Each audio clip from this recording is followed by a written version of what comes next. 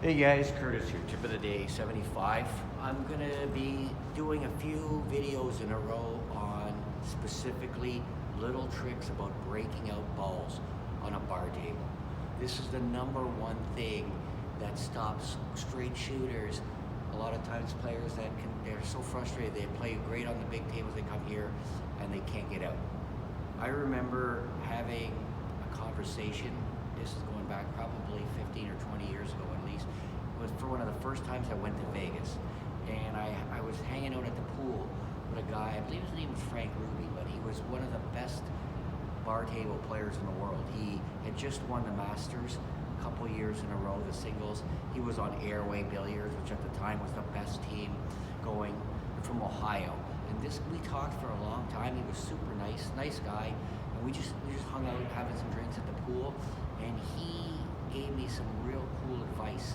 Because I remember him saying that he honestly believed that at the time Earl Strickland was crushing everybody in 9-ball. He was the number one player. He says, I've offered for him to come down, and he says, I honestly don't think he could beat me on a bar table.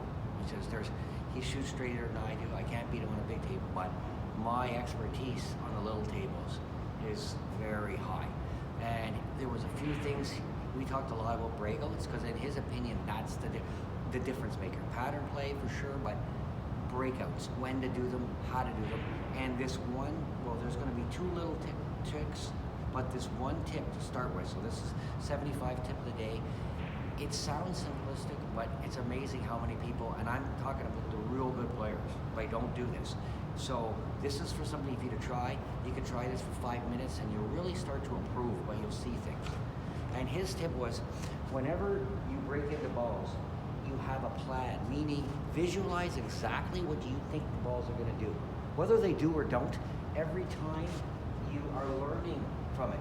Most people, so in the case like this, they're solids, one ball, maybe 8 balls, somewhere down there, they will just break into here and hope.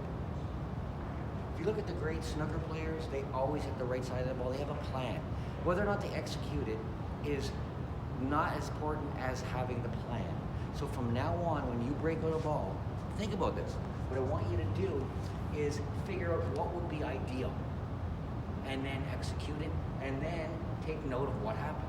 So for example, in a case like this, if you bump straight into the 13, you're giving yourself a very good chance of not being on the 1, because you could hit here, slide over here. You might push this a bit over and then get caught over here.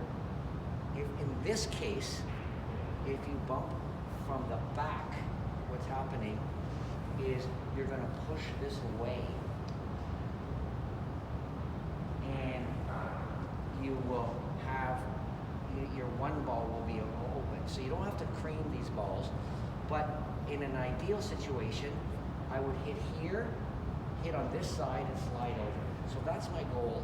But the number one thing is I know that if I do come into here and I don't hit totally full, this is getting out of the way. So I'm maximizing my opportunity. So I'm going to visualize this. I'm going to step into this, and then I'm going to take note of the results. So see, in this case, I've created distance. I've got a shot. I mean, obviously there could be other balls too. I'm just showing you. But I gave myself maximum opportunity there. So there's a couple of principles involved here. Let's say, for example,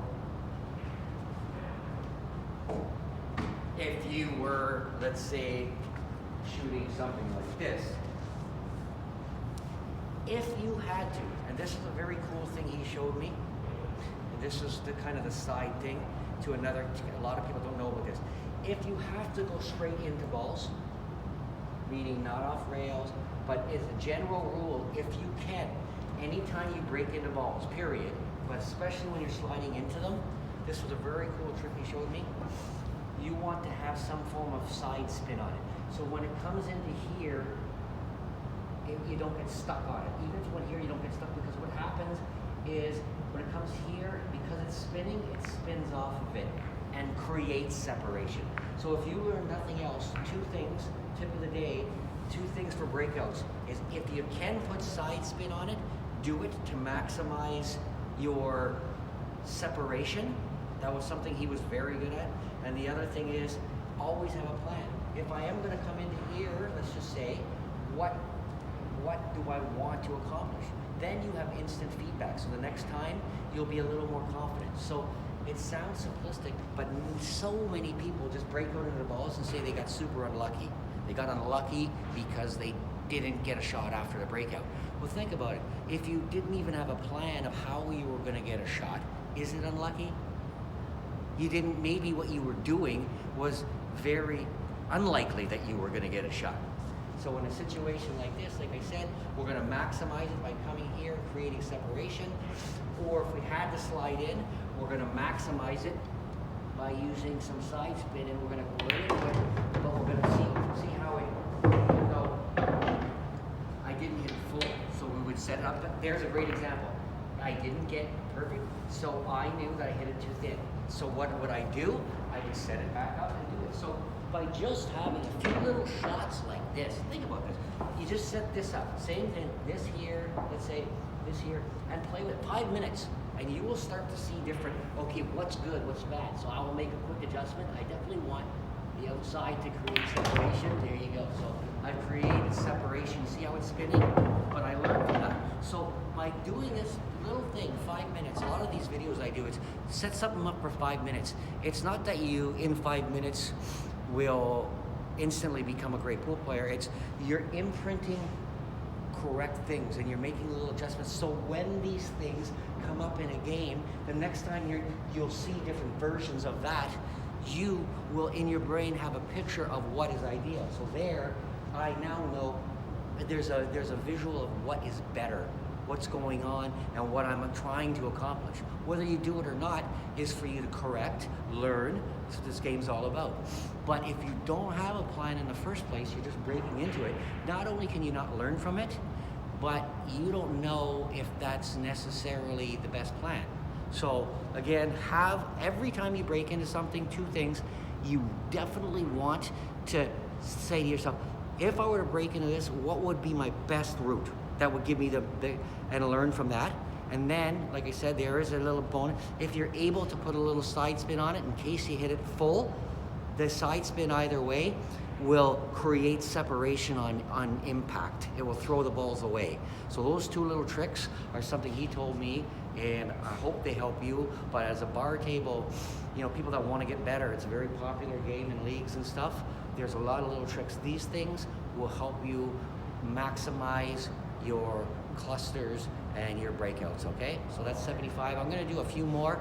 This one was dedicated to Jamie Dent, who had mentioned to me that we had talked one time, and he sent me a message about doing the differences. They're from the Belleville area, Mr. Zeds, and I know there's a lot of great players out there that are doing a lot of good things. Like you got the Dave Barberstocks, Corey Guns, all these guys. Like they come here for our tournaments, but they also travel around, and these guys are actually playing some really good pool. They're doing a lot of good things on their live streams. But Mr. Zeds in general, I'd have to look it up, but they're starting to get much more, not serious about it, but they're doing it the right way. So shout out to Mr. Zeds and all those guys.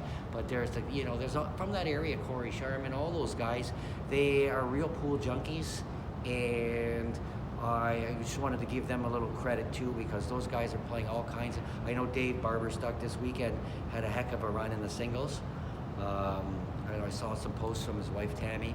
They come here a lot, but there's just a lot of good players out there. That Mike Van Eck, all those guys play a lot of pool these days, so it's something that if you're ever in that area, check out a Mr. Zed's tournament. They post a lot of stuff, and they're very, very into pool, and they're doing some real good things for pool. Okay, so I'll be back with probably a few more tips on few other breakout fundamentals that he showed me that could probably these are knowledge-based things that can help you right away in your bar table game.